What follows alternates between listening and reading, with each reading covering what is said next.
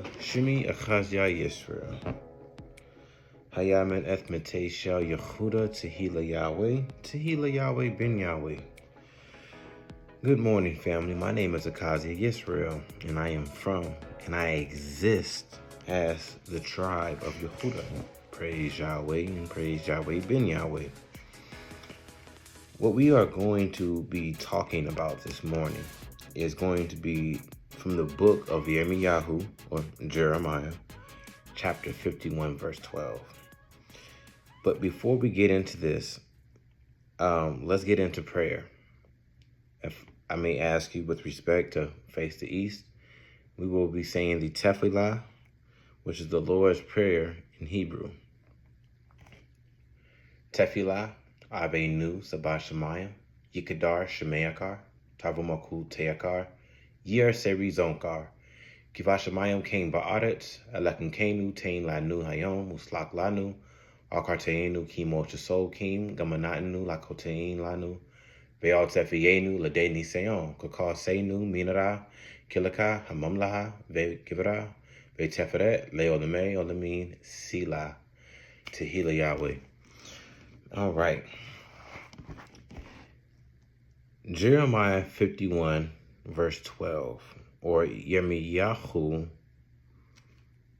Kamishim Ached, verse Shenaya Masar. Set up the standard upon the walls of Babylon, and make the watch strong. Set up the watchmen, and prepare the ambushes. This, to me, screams paranoia. The king of Babylon is paranoid about being overtaken. So he's setting out boundaries as well as reinforcing these boundaries with more troops, more watchmen. What are you watching for? You're watching for advancements. You're watching for hints and clues of enemy operations being set up, ambushes being set up, possible pivotal points being hit.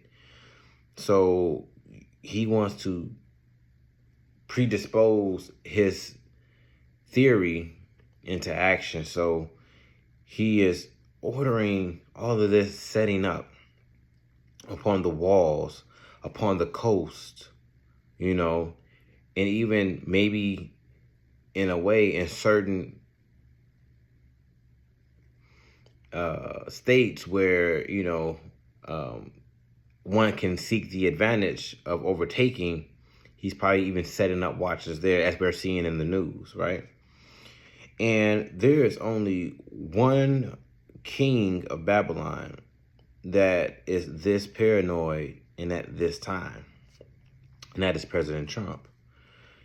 He, from when he ran, in his first term, it was all about getting the border up, getting the border up, getting the border up. That's what he really is, set on, is getting that border up and making it harder for people to come in, right? And we're going to continue to read. For Yahweh Ben Yahweh hath both devised and done that which he spake against the inhabitants of Babylon, which was the plagues, right? Plagues of flies, the plagues of blood of water turning into blood, the plans of locusts. All of these things are symbolic to stuff, but it's already been set up. So he's waiting for this final blow. So he's trying to prepare himself. So set is to make trap, right? Is to assume a specified condition. Up is the primitive root, to lift. So he is lifting his attention to these specified conditions, and he's assuming what can happen. So he is preparing himself to meet that surprising condition face to face. But he will, Babylon will fall, for Yahweh's words will not return to him a lie. The variety of applications of literal and figurative is absolute. It's going to happen. And it's best to accept that what Yahweh has laid down is going to happen. And advance our preparation by trying our hardest now to become recompensed, as well as restored to a condition of righteousness, because the wicked will be chased out of the earth. And you can find that in Job, I want to say 18:18. Let's go just take a look at that really quick. The wicked ones will be chased after, out of the earth. So it's best to try to practice righteousness while we still have a chance, right? To save ourselves from destruction. Job chapter 18, verse 18. He shall be driven from light into darkness and chased out of the world. 19. He shall neither have sons nor nephews among his people, nor any remaining in his dwelling. 20. They that come after him shall be astonished at his day, as they that went before were affrighted. In verse 21, the last verse. Surely such are the dwellings of the wicked, and this is the place of him that knoweth not Yahweh. Praise Yahweh. So it's already being set up, and there's nothing that no one can do about it. The only thing you can do is to try to prepare yourself for the upcoming strifes of surprising conditions arising out of nowhere, is by trying your hardest to be a restitution, as well as a place of peace with Yahweh. We are seeing signs, which is the evidence, the symbols, as well as the characters, all manifesting. We are seeing the disease of mental disruption everywhere, with the ICE attacks, and on the immigrants, and the economy, all of these wars happening. It's all right there. It's all right there in the open for us to see. And the signal is the gentle hint to say, hey, it's time to get ready. It's the suggestion, hey, maybe you should think about getting ready. It's the whispers, hey, I think it's time to get ready, right? It's the clues, it's the symptoms. We see the spores, we see the insinuations. We are able to look out and see things unfolding and things happening and assassinations and all of this stuff. And, uncertainty is kicking up and being more rampant, and everything is happening. And it's happening fairly quickly. And this should be enough to see the sign or the alarm of like, hey, I know there's always been wars, okay, but what's different about this time that we're in? Everyone says it's the last days. So though there have always been wars, these wars are different, because these conflicts, though they may appear minor, are really chess pieces being moved on the board, and it's progressing the game to that final stage, that final arena, that final theater, right? And the evidence is the proof, as well as the reasons to believe that Yahweh is God, because Yahweh is the God of the Bible. Anyone who reads the Bible, the Holy Bible, you should know that the Bible is all about the God of the Hebrews. And then when you look up who is the God of the Hebrews, it'll tell you Yahweh. It'll tell you that the name Jehovah is a Latinized, artificial, erroneous, bogus name. It'll tell you that Jesus comes from Zeus, which is Roman mythology. It'll tell you, it will show you these things when you study. You will find out if the Father is named Yahweh and the Son is the manifestation of the Father that we can physically see. For instance, when you go to Colossians chapter 1, let's just run over there really quick. While we're talking about this, we might as well look at it. Let's get eyes on. Praise Yahweh. Let's not just talk about it. Let's not just simply talk about it now. When we can have eyes on, that's the best way to do it. Colossians chapter 1, verse 17, 15, and then verse 16. And he is before all things, and by him all things consist. Verse 15, who is the image of the invisible God, the firstborn of every creature.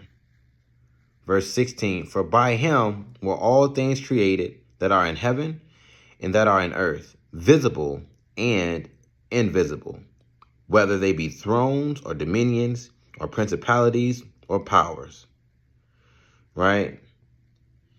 And this one that is the firstborn of every creature, who is the image of the invisible God, is of course the Son of Man, the Ben Elohim, the Son of God, right?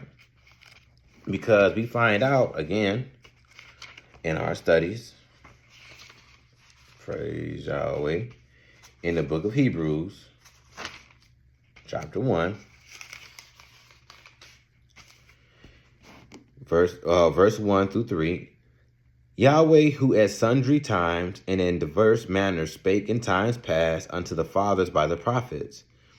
And then verse 2 says, but hath in these last days spoken unto us by his Son, whom he hath appointed heir of all things, by whom also he made the world. So it's proven that the Son actually made the heavens and the earth and the solar system in this particular galaxy, as well as in all the others. Because when Yahweh created his Son, he created his Son to create all things. Praise Yahweh. And we just verified that in Colossians chapter 1, right? Verse 17, verse 15, and verse 16. All things are made and consist through the Son, who being the brightness of his glory, in verse 3, and the express image of his persons, and upholding all things by the word of his power, when he had by himself purged our sins, sat down on the right hand of the majesty on high. All right. So again, we're just proving that the Son is God in the flesh. Right? So, and it's time to come and conclude all of this information so that you can choose what you're going to do. Right? John 5:43, I am come in my Father's name. Okay, well, again, when you look up what is the God of the Hebrews, who is the God of the Hebrews, and what is his name, it'll tell you it's the tetragrammaton of Yud He Wav He, right? Yahweh. So if the God of the Hebrews, right, who is the same God who created the world, his name is Yahweh, and his Son's name has to be Yahweh, because he says, I've come in my Father's name. Well, why? Again, Isaiah 9:6. We all know these scriptures, but while we're talking about it, I got to show you these scriptures just to show you the relevance in this disposition. That's all. And I'm not trying to insult your intelligence, But Isaiah chapter 9, verse 6, for unto us a child is born, unto us a son is given, and the government shall be upon his shoulders. And his name, that's a personal proposition right there. His name, right, shall be called Wonderful, Counselor, the Mighty God, and the Everlasting Father. What's the Everlasting Father's name? Yahweh. He didn't say in John 5:43, I come in my Father's work in my own name. He says, I've come in my Father's name, but ye receive me not. Why? Because, well, when you look at Genesis chapter 1, the very first word is in, right? In. Stop right there. When you look at in and you understand what in means this. I is a symbolic reference to the number 1. And N it has an abbreviation for both born and name. So we find out again that the Son of God, Yahweh Ben Yahweh, is the firstborn of every creature with the first name of existence, which is Yahweh. Yahweh means to exist or to be or to make exist. So again, this proves all conclusively, right, that the Son of God will have the same name, one name, which is that one name, Yahweh, the everlasting Father, right? And he is the firstborn creature of all creatures, who created everything else in the heavens and in the earth, whether it be visible or invisible. We just proved that. So it's time for us to look at the evidence and the proof, and let's reason together so that we may be able to preserve our life, right? And believe in the facts, the data, the sign, and the symptoms, the title, as well as the deeds, as well as the papers. Because a man is known, right, by the fruit he bears, right? It's just like a tree, meaning his actions speak volumes. The miracles he performed speaks of who he is, right? As it says in Luke 6:44, as well as Matthew chapter 12, verse 33. We're going to run to both of those. Let's run to Matthew first. Praise Yahweh. Matthew 12:33, right here. Okay. Either make the tree good and his fruit good, or make the tree corrupt and his fruit corrupt, for the tree is known by his fruit. And then Luke 6:44.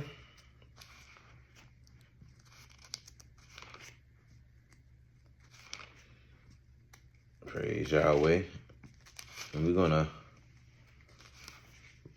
conclude this video after this. Got just a little bit more things to talk to y'all about. And then we'll be pausing this video and we'll be picking up at a later time. Luke 6:44. For every tree is known by its own fruit. For of thorns men do not gather figs, nor of a bramble bush gather they grapes. Again, a tree is known for the fruit it bears. So Yahweh is the only one in history to come in the name of the Father to restore the knowledge to the lost tribe of Israel, who was pushed in a place of a broad bondage, where, again, we are here in a place that is spiritually resembles Sodom and Egypt, and as well as we are here being reborn again in the mind because of the evidence of Yahweh Ben Yahweh. Again, Yahweh told us in Deuteronomy 28:68 that we will be brought again into Egypt by ships, but physical Egypt, can't say this enough, is landlocked. Jerusalem and Egypt, you walk there. Israel walked there. You can still travel there. You can walk there, right? You can hike that. But when it's talking about Egypt, again, America wasn't America, thousands of years ago. This was called Turtle Island. So, but it resembles Egypt. It has, again, off of the rivers of the Nile and Mississippi, is a city called Memphis, right off of both of those rivers. Both Memphises got pyramids and sphinx. Both places we served a form of bondage. Both places is hard to breathe. The desert is hard to breathe. And with the pollution In America, it's hard to breathe, right? So, and then, of course, we know how it is Sodom. But this is looking at the proof, right, in the evidence that the king of Babylon is worried about something. And I also find it really, really funny that a lot of countries are starting to switch over to the BRICS, creating new pacts, as well as China is wanting to double their warheads of nuclear type by 2030. Everything has its reason. And I'm not going to really brush up on any more of that at this moment. But when we resume, we'll be looking at more of the evidence to Jeremiah 51:12.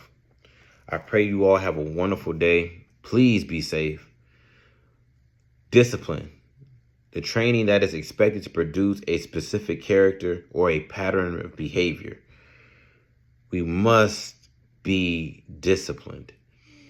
Without discipline, family, we won't make it. Discipline is a remedy that will either make you or break you. I know, but I feel like we can do it. All right. With genuine effort, we can do it. So I'll see you on the other side. I pray that you have a good day. Anichod Mishpachah. And know that Yahweh loves you. Yahweh Ben Yahweh loves you. The nation of Yahweh loves you, and so do I. And when I say the nation of Yahweh loves you, I'm not just talking about a particular group on YouTube, because all of us who are in the truth are a part of is of the nation, right? So I love you all very much. Y'all have a great day. Praise Yahweh.